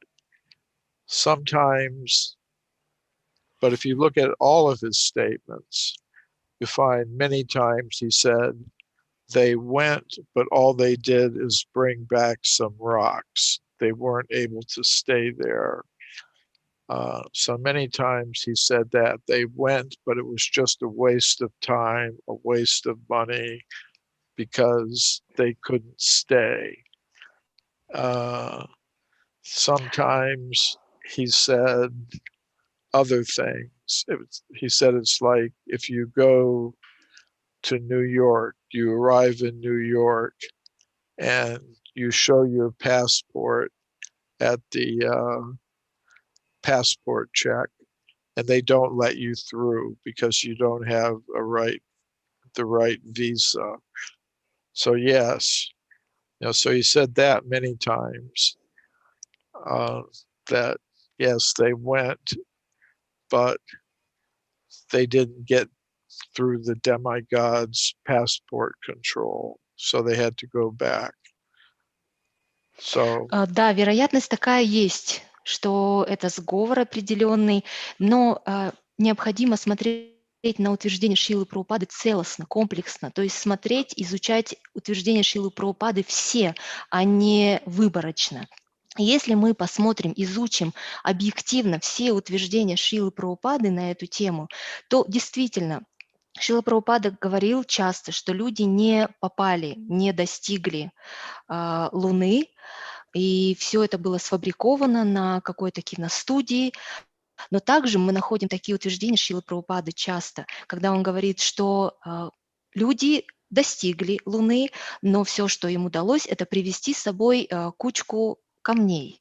Они не смогли там обосноваться, не смогли там задержаться надолго. И вся их попытка – это лишь время, потраченное впустую, деньги на ветер и время на ветер.